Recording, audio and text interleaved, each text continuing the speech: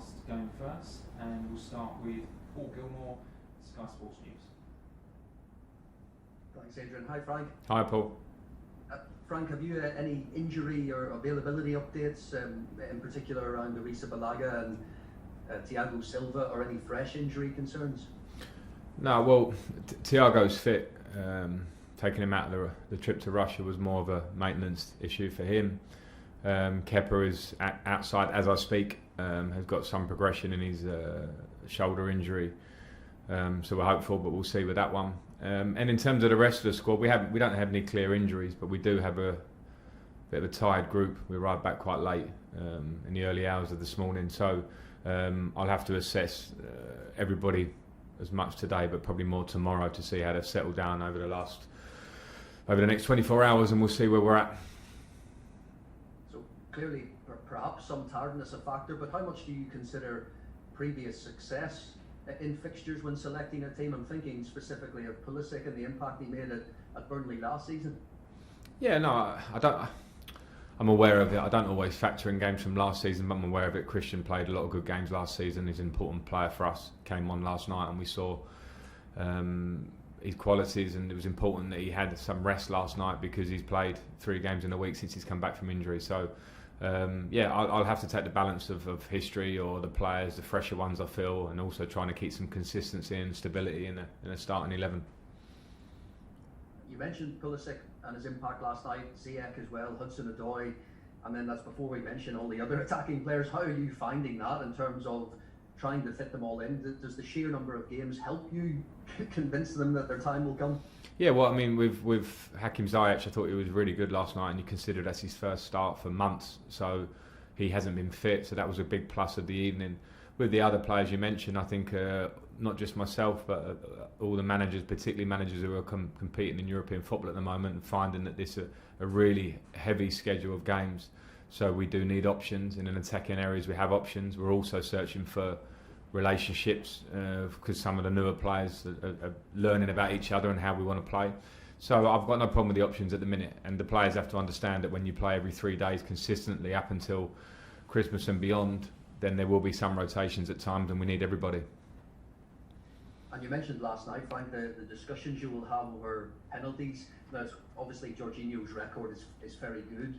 In Timo Werner, you have a striker there who would benefit maybe from scoring goals. When it comes to those discussions, how do you approach those discussions? Well, I've left them today because they slept for about 4 hours, so it may be not the best day. I've got no problem with either in terms of the penalty takers, and not just Timo and Jorginho. We have other possibilities at the club, so it will be something I will broach before Burnley, because what's important, as we've seen in history, is that we're very clear going into the game who is a designated penalty takers. But my confidence is in both of them, so I'll have a nice little open chat with the pair of them and others if needs be. Okay, thank you, Paul. We're going to move on Thank you. to Talk Sport and James Simonda. Frank, you mentioned there that Thiago Silva was left out for maintenance issues this week. Is that more of an age thing or his physical condition? And I wonder, do you see that being an issue, dropping him in and out of the side from a consistency point of view of that back line?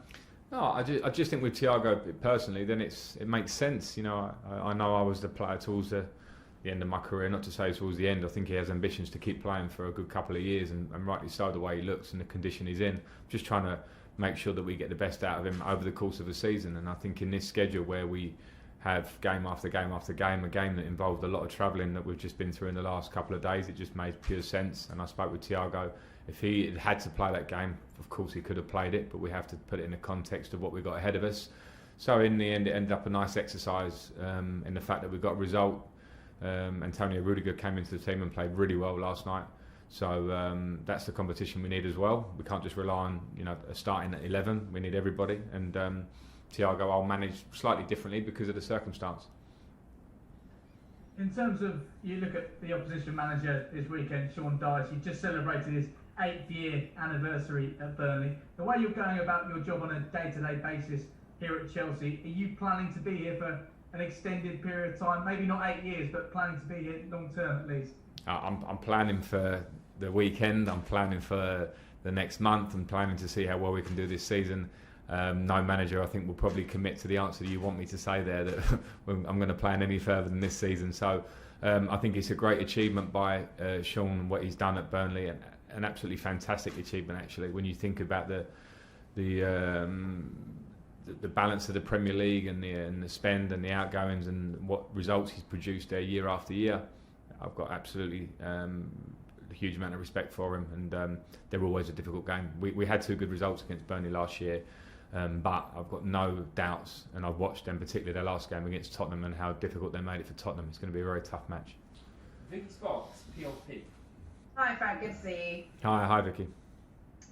Obviously, Frank, the longer you are at a club, the more you can influence it. You've been in charge here for just under 16 months now. Are you where you expected to be personally in terms of moulding the team and the style of play to your own philosophy at this stage? Well, it's always a difficult question because when I came in, the not so the problems, the circumstances were very particular. We had a transfer ban. We had a lot of players coming back from loan who were quite a lot of younger players. So you have to take each situation at face value and try and deal with it. I thought last year everybody at the club dealt with it very well because it was a successful season to finish in the top 4. We gained Champions League football, and now we find ourselves in a different position with different players, and now the onus is on us to work as hard as we can to find a balance and move forward, which is why we brought in players. That's the whole point of that recruitment. So I think we're working in a really positive direction. I keep talking about the need for patience and hard work at this period because I understood early in this season that there will be some difficulties in trying to compete in this Premier League, which is unforgiving, with new players, and some of them have never played in this league before. But the signs I see game after game and week after week are a lot of positives, plus things we need to work on. So can't commit to any timelines or where I expect it to be, but at the minute I've got real aspirations that we can keep improving and as a group keep growing. And just on Burnley as well, you mentioned it there, but obviously it's been a tough start for them in the Premier League this season, but really played well against Tottenham on Monday. Yeah, again, I would always respect a Burnley team managed by Sean Dyche with the qualities that they have. I watched the game against Tottenham. They were very unfortunate to obviously not take anything from the game against a very good Tottenham team. And it was everything you expect from Burnley in terms of their organisation, their effort, their desire and their qualities. I think people can pigeonhole Burnley. I don't. I know they have quality players. I know they have a very effective way of playing and a very good manager, so I expect a tough match. Liam Truman, please. Hi Frank. Hi Liam. You switched to 4-3-3 in the second half against Krasnodar, and you had 2 of the attack-minded midfielders either side of Kante, and kind of seemed to open things up a little bit. We saw that after the restart last season as well. Is that something that you're going to want to look at in the weeks ahead a little bit more of? Yeah, I mean, it's something I think that served us well at times last year. Of course, at times we changed around that last year as well. It's nothing new that we play 3 at the back or 4-2-3-1. But of course, when you're bringing in new players into the club, and it's a great thing to bring players with versatility in their game, and I love that. But you're also then in the early stage of the season trying to find the balance for the whole team, the thing that brings out the best in all the players. And I keep saying that, it must sound like a broken record and it's not an excuse, but normally you have a month or 6 weeks and probably 2 weeks in America or the Far East to hone down these things. We actually are doing them in real time, so it's maybe normal that we've had to find different solutions to different games. 3 at the back against Manchester United made us feel a lot more solid. I think the 4-3-3 against Krasnodar gave us different angles of pass and maybe an idea that we could press her up the pitch. So there are things I think that will... there were a lot of things last night that gave me a lot of answers to things that I have my own questions on, and there were a lot of positives to it. Nick Purewell, please. Hi Frank, is it fair to assume that Jorginho won't have lost any of his nerve in terms of penalties, just because he's missed a couple? And just separately on Ziyech, obviously, we saw him moving off his wing and creating a bit centrally. And does that kind of set a good example for what you want in terms of attacking threes? I think with Jorginho, if you're going to take penalties as regularly as he does, and I did, you're going to miss some, and you might have a patch where you miss a couple because of the level of goalkeeper, the pressure situation. It was not normal actually that Jorginho had such a great record. That made him sort of unique and stand out. So I've got no worries with his confidence, and he shouldn't have any lack of confidence for it. So yeah, I'm not concerned about that at all. I'll speak to him about it myself.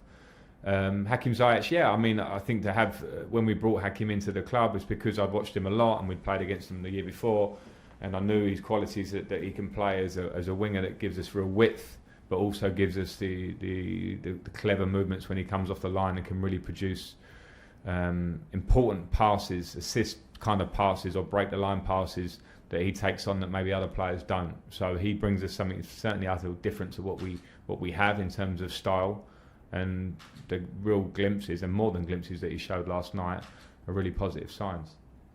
Okay, we're going to do two more in this section, Nizar Kinsella and then Jerry Cox to finish. Hi Frank, well done last night. I just wanted to point towards some comments that you might have read with Jesse Marsh, Salzburg manager, saying that at first you didn't really rate Christian Pulisic, but that eventually he kind of grew into your thoughts. I wondered what you made of those and what happened really with sort of Pulisic's progression over his time under your management. Yeah, I did read the comments. I was surprised that Jesse had managed to read my mind as well as he thought he did. He's recounted the conversation wrong. I have to put it correct because it was a game against Salzburg where we played them. Christian scored 2 goals in pre-season. Fair enough. Jesse came up to me and said what a talented player Christian was, which I knew and I agreed with, and I spoke about the fact that it was such exciting to see how he can develop for us with the talent that he has. That was the conversation. Jesse managed to put it across slightly differently. Maybe there's Jesse knows the feeling of American managers and coaches that travel into Europe, and so maybe he has feelings I don't have. I get that, but one thing I did have was I played in America for 18 months, and I would never not underestimate the desire that American soccer players have, football players, to learn and improve and take on information and understand the technical side of the game. So when you have that, which Christian has, and you have incredible talent, it was never in doubt for me. My only thing is I coach in the Premier League and I played here for nearly 20 years. So I understand the rigours of it. And I suppose that probably brings me on to Christian's development last year. It would have been, it's clearly the toughest league in the world to come and play at a young age from a different league. And it's not just Christian that would have felt that in those early stages, but some of the greatest players in the Premier League history, whether they came from America or from Europe or anywhere in the world, have felt that. What Christian did was find his feet very quickly and have a breakthrough season in the Premier League where he produced more goals and assists than he's produced. So I thought his performance last year was massively impressive on his own. He will get better and better because he's a young player, and I never doubted it in the first place. And that's not me jumping on Jesse, because I think there's probably a bigger issue there with American players. I don't want to comment on that. He can fill that one himself. But as a manager, I never doubted Christian, and it's important for me to put that straight, actually, more for Christian than anything. Okay, last question, Jerry Cox. Hi Frank, can you hear me okay? Yes, got you, Jerry. You've got your squad fully fit now by the look of it, but we were speaking to Pep Guardiola last week and talking about the number of games, the number of injuries and how that's going to impact on teams. We've already seen Liverpool with Van Dijk injured. Is this year the teams that are most successful going to be the ones that can cope best with injuries and have the squad that can cover? I think, Jerry, I read Pep's comments and I thought he was absolutely spot on. And I think it will be a season like no other and none of us can control that. We can't control the injuries that come upon us at different times. They're not there. You cannot always read them, whether they're impact injuries like Van Dijk, Liverpool recently, which took big news, or muscle injuries, which we're seeing more than ever of at this stage of the season. I think the ball was firmly dropped when clubs turned away, or the Premier League turned away from having 5 subs. We're clearly in the most unprecedented times in terms of the situation in football, which is carrying on. It's not going anywhere in the short term. The demands on players are huge, every club, and I thought that was the thing that I completely agree with Pep. I'm not just talking about my squad, I'm talking about every football player that's been asked to play day after day and put themselves at injury risk, and it's changed the landscape. So we'll try and manage it as well as we can. We're fortunate in a way that we have a big squad here, but at the same time, we want to do the best. The pressures are on. The players want to get the right results. We do. So it could certainly have a big effect this year, more than any other year. Okay, that's the end of the broadcast. So we turn the cameras off there, please, virtually. We're now going to move on to the dailies. So if you like the question, please raise your hand.